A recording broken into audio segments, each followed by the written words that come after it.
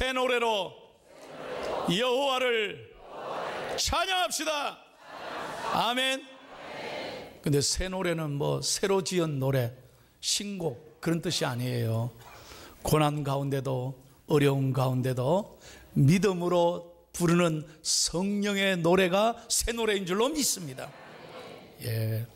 그래서 여러분 어떤 경우에도 우리가 믿음으로 찬양하는 사람을 하나님은 좋아하시고 축복해 주실 줄로 믿습니다.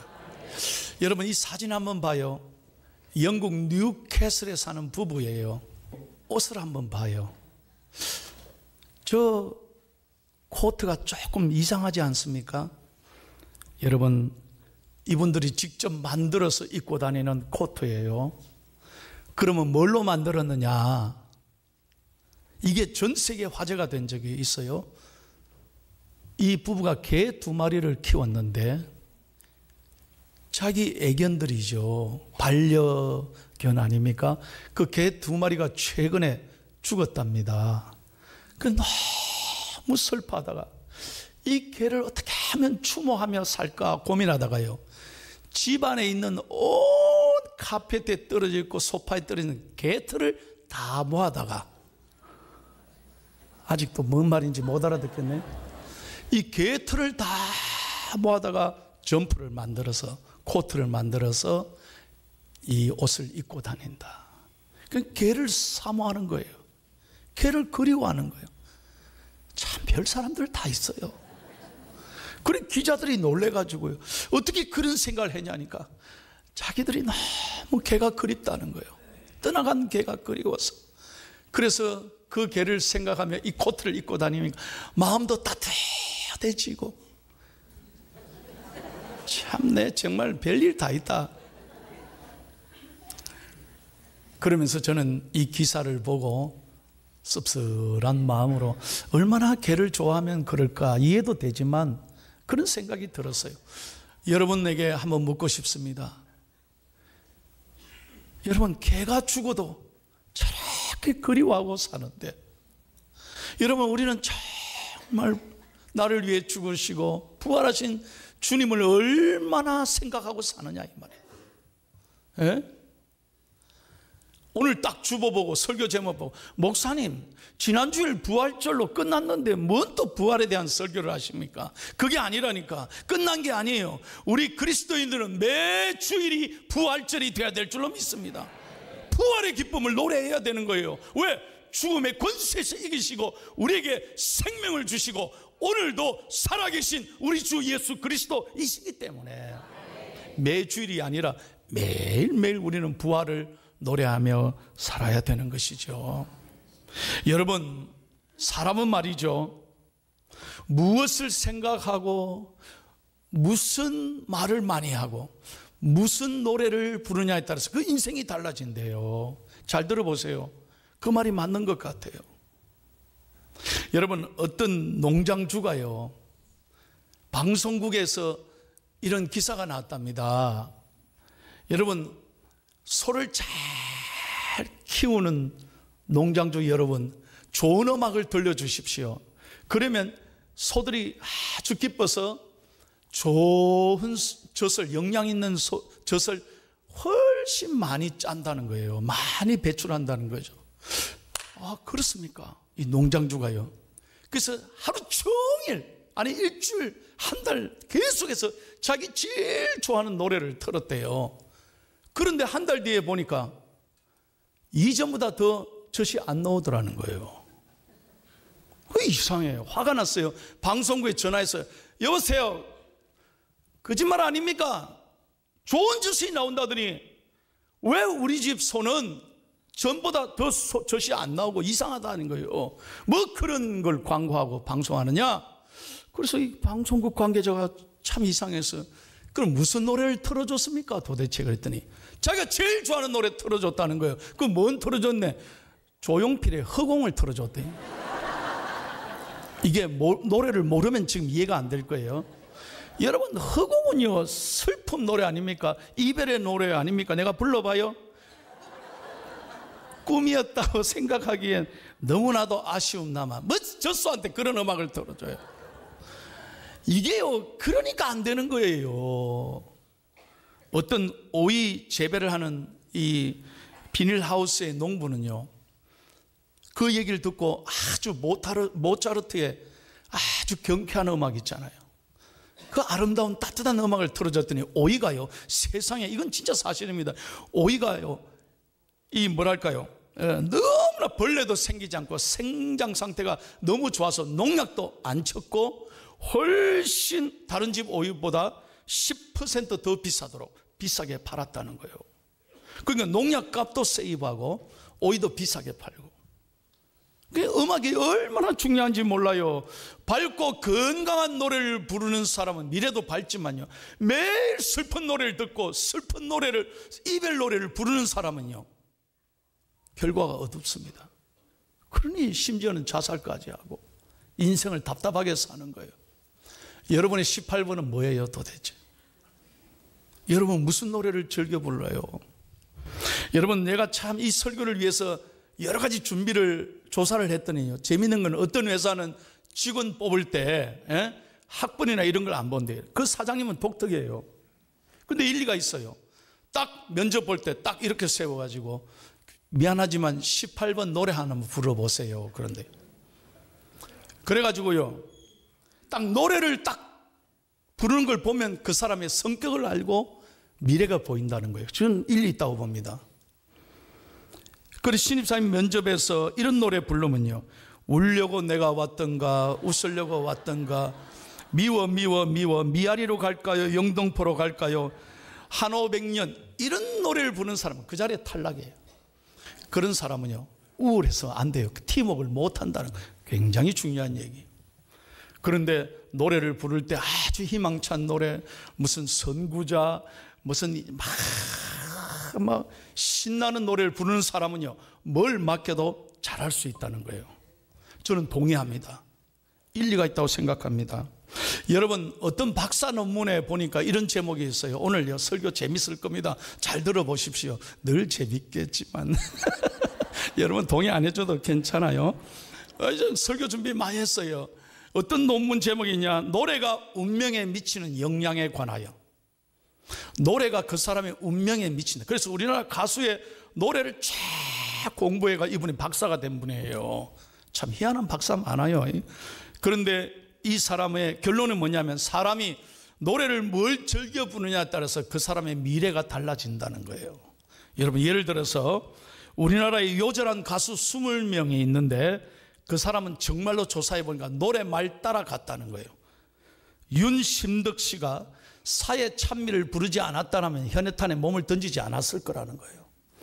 김현식 씨가 맨날 이별을 부르다가 세상을 떠난 거예요. 여러분, 이별 부르는 사람은 맨날 이별만 생각하는 거예요. 그 다음에 난 잘 몰라요, 먼 데서 온 사람을 부른 가수 조미미는 먼 데서 온 사람과 결혼했다네요. 이거 나 확인해 봐요. 그 다음에 이별을 부른 패티킴은 결국 남편과 이별하고 말았어. 참 희한해요. 말대로 됩니다. 그 다음에 구인 광고를 부른 홍서범, 난 이 사람은 알아요. 이 홍서범 씨는 구인 광고를 부르다가 조각경 씨를 만나서 결혼했어요.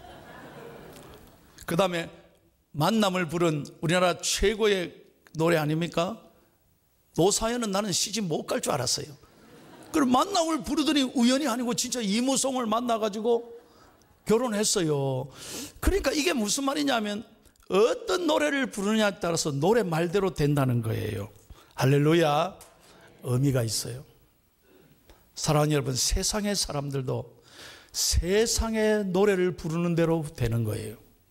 오늘 믿음의 사람, 정말로 부활을 믿는 사람은 부활의 노래를 불러야 될 줄로 믿습니다. 어떤 경우에도 내가 지금 목사님 노래할 기분이 됩니까? 찬송할 형편이 됩니까? 안 그래요. 상황에 매이지 말고, 절대로 어려운 환경 보지 말고 예수 그리스도의 부활을 바라보고 믿음으로 찬송해야 될 줄로 믿습니다. 그럴 때 역사가 일어나는 거예요. 그 예를 하나 들어볼게요. 여러분, 노벨상 수상 작가죠. 우리가 잘 알아요. 어릴 때 많은 이분의 책을 읽으며 감동받았잖아요. 누구냐? 펄 벅시예요. 대지를 지었던 유명한 노벨상 수상 작가죠. 그분의 얘기에 이런 얘기가 있어요. 그의 부모는 중국 선교사였습니다. 어느 날 아버지가 선교하러 멀리 떠났어요. 어머니가 아이들 셋만 데리고 그 밤에 홀로 집을 지키고 있는데, 저녁을 먹고 이제 창가에서 바느질 하는데 중국 사람들이요, 수군대는 소리를 들었습니다. 뭐라고? 이 가뭄이 일어나고 막 오랫동안 우리 마을이 이렇게 어려운 거는 저 서양 사람들이 들어와서 동네 신이 노했다는 거예요. 그래서 우리가 이 고생한다는 거예요. 안 되겠다. 오늘 밤에 그 남편이 밖에 나간 모양인데 쳐들어가서 그 부인 죽이고 애들 다 죽이잖아. 그래서 자기들끼리 모의를 했습니다. 그리고 그날 밤 어두어두한 밤에 흉기를 들고 동네 사람 남자들이, 그 건장한 남자들이 집에 쳐들어왔대요. 어머니가 이걸 알고요, 아무 말을 하지 않고 하나님 앞에 나가 기도합니다. 그리고 사람들이 쳐들어오니까 당황하지 않고요, 여기 앉으시라고. 앉으십시오. 앉았대. 그리고 따뜻한, 미리 준비한 따뜻한 차를 한 잔 탁 돌리더니 어쩔 줄 몰라 하는 거예요. 그런데 그제 오르간에 탁 앉아가지고 어머니가 찬송을 연주하더래. 연주하면서 하나님 바라보면서 죽든지 살리든지 하나님 앞에 있다고 생각하고 믿음으로 연주하고 찬송을 부르기 시작하는 거예요. 여러분, 어떤 일이 일어났겠어요? 죽이려던 그 중국 사람들이 웬일로 하나님 앞에 은혜를 받고 자기들이 울더니 가자 그리고 할렐루야, 이래가 하나님이 온 가족을 살리고 거기서 자라난 그 딸이 펄벅이 된 거예요. 할렐루야. 찬송하면 하나님이 도우십니다. 찬송하면 놀라운 기적이 일어날 줄로 믿습니다. 우리 중앙의 가족들은 어떤 경우에도 하나님 바라보고 믿음으로 찬송하는 하나님의 사람들이 되기를 축복합니다. 왜 우리가 찬송해야 합니까? 세 가지 이유가 있습니다. 1번 다 같이 읽겠습니다. 시작.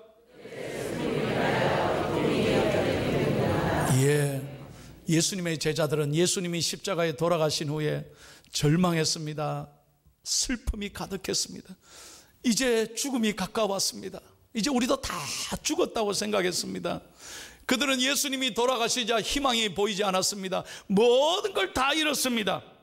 그런데 예수님께서, 부활하신 예수님께서 나타나서 그들에게 뭐라고 했습니까? 요한복음 11장 25절 다시 한번 읽겠습니다. 시작.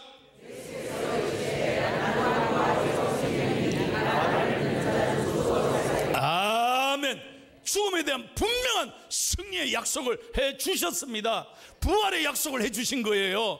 이 말씀을 듣는 순간 그들에게는 죽음이 변하여 희망이 됐고 슬픔이 변하여 찬송이 된 줄로 믿습니다. 생명이 있는 사람, 부활을 믿는 사람, 오늘 죽어도 영생을, 천국을 믿는 사람은 언제든지 흔들리지 않고 찬송 불러야 될 줄로 믿습니다. 두 번째로 다 같이 두 번째 이유를 읽습니다. 시작. 여러분, 우리는 얼마나 사는 게 두려운지 몰라요. 지난 한 주간도 참 여러분 수고하셨고 오늘 예배당에 올라오기까지 걱정거리가 많으셨을 거예요. 우리의 삶은 정말 힘이 듭니다. 그렇습니다.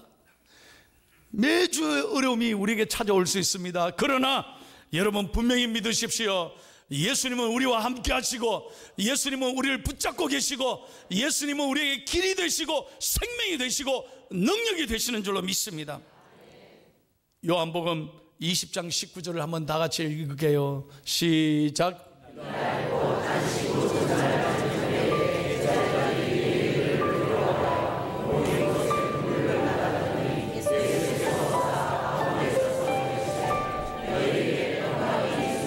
아멘. 너희에게 뭐가요? 너희에게 뭐가? 평강이 있을지. 지금 예수님의 제자들은 예수님 돌아가시자 문을 꽉 잠그고 숨어 있었어요. 두려워했다니까요. 근데 부활하신 예수님이 나타나서 야단쳤습니까? 화를 냈습니까? 제자들을 어떻게 책망했습니까? 아닙니다. 첫 번째 주신 말씀이 뭡니까? 너희에게 평강이 있을지어다. 여러분, 예배가 바로 이거예요.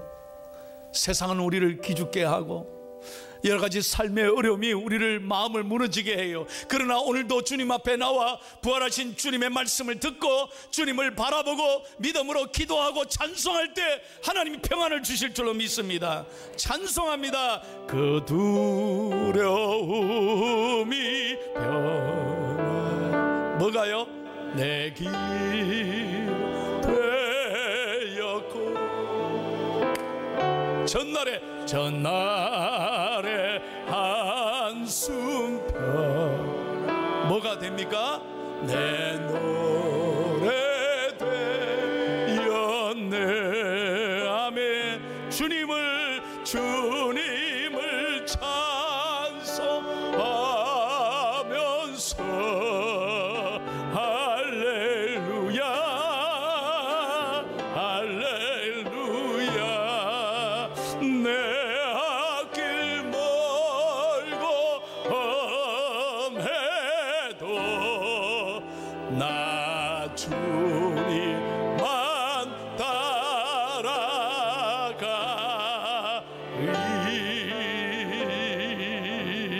할렐루야.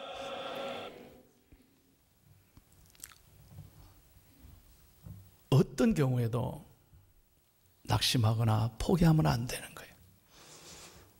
지난주 대신방 하는데 부부가 시각장애인입니다. 1급 장애인이에요. 부인도 몸이 아픕니다. 너무 어렵게 삽니다. 근데 제 손을 꽉 잡더니 하는 말이, 목사님 힘내세요. 저희들은 목사님 찬송만 들어도 눈물이 난다는 거예요. 근데 오늘 찬송 안 하려고 그랬는데 또 우리 교인들이 너무 좋아하고 저도 좋아하고, 여러분 그래서 오늘도 찬송을 부르는 거예요. 사랑하는 여러분, 늘 찬송 부르기를 축복합니다. 왜? 부활의 주님이 너무 좋아하시는 거예요. 주님은 찬송 부르는 자를 기뻐하시고 찬송 부르는 자를 가까이 하시고 찬송 부르는 자에게 용기와 희망을 주시고 길을 열어주실 줄로 믿습니다. 마지막 이유입니다. 왜 우리가 노래해야 합니까? 세 번째 마지막 이유를 다 같이 읽고 마칩니다. 시작. 예. 하나님은 우리가 마음이 무너질 때, 실패할 때, 우리가 다 넘어질 때 하나님은 야단치시고 책망하고 정죄하는 분이 아니에요. 반드시 우리를 그때마다 격려해 주시고 다시 한번 격려해 주시고 일으켜 세워주시고 소명을 주신 하나님이에요. 요한복음 21장에 보면 예수님의 제자들이 베드로를 비롯한 60명의 7 제자들이 다시 디베라 바닷가에 가서 고기를 잡잖아요. 밤새도록 고기를 잡는데 어떻게 됐어요? 한 마리도 못 잡았어. 실패한 거예요. 그런데 그 새벽 아침에 부활하신 예수님께서 바닷가에 서서 제자들이 그러시잖아요. 뭐라고 합니까? 배 오른편에 그물을 던지라. 아이, 안 던져본 적이 어디 있겠어요? 다 던졌는데, 밤새도록 수고했는데, 그런데 그 말씀에 순종하여 던졌더니 어떻게 153마리가 잡히되 그물이 찢어지지 아니하는지라. 부활하신 예수님이 함께 하실 때 하나님께서는 축복을 주실 줄로 믿습니다. 그런 다음에 예수님이 어떻게 했습니까? 야, 잡은 고기 가져와라. 그 새벽에 고기를 구워서 아침 블랙파스트 조반을 잡수시는 거예요. 그러면서 그 마음이 무너진 제자들에게 일일이 묻잖아요. 특별히 베드로에게 묻습니다. 베드로야, 네가 나를 사랑하느냐? 여러분, 저는 우리 교회 들어올 때마다 이 비석을 봅니다. 네가 나를 사랑하느냐? 손목사야, 네가 나를 사랑하느냐? 이걸 볼 때마다 저는 용기와 희망을 얻습니다. 주님, 나같이 부족한 종도 하나님이 붙잡아 주시면, 주님 사용해 주시면 순종하겠습니다. 그럴 때 저는 용기와 희망이 나는 거예요. 할렐루야.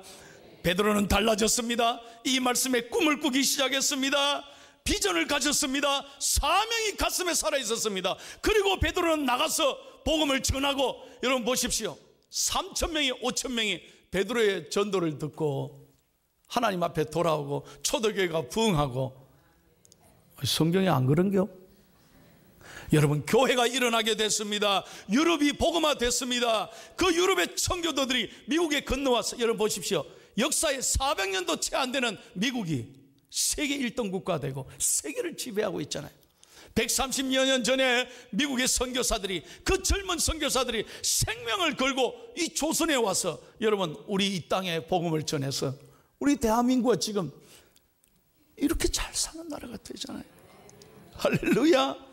사명을 가진 사람으로 말미암아 하나님이 위대한 역사를 일으키는 줄로 믿습니다.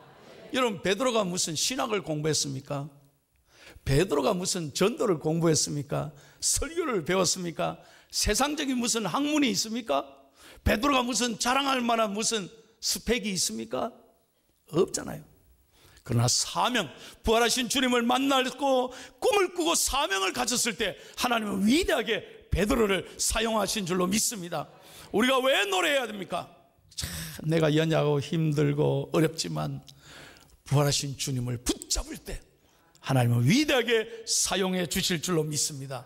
이 부활의 주님을 오늘 이 아침에 만나고, 이 부활의 주님을 영접하고, 이 부활의 주님을 바라보고, 이 부활의 주님을 노래하는 하나님의 사람들이 다 되시기를 예수님의 이름으로 축원합니다.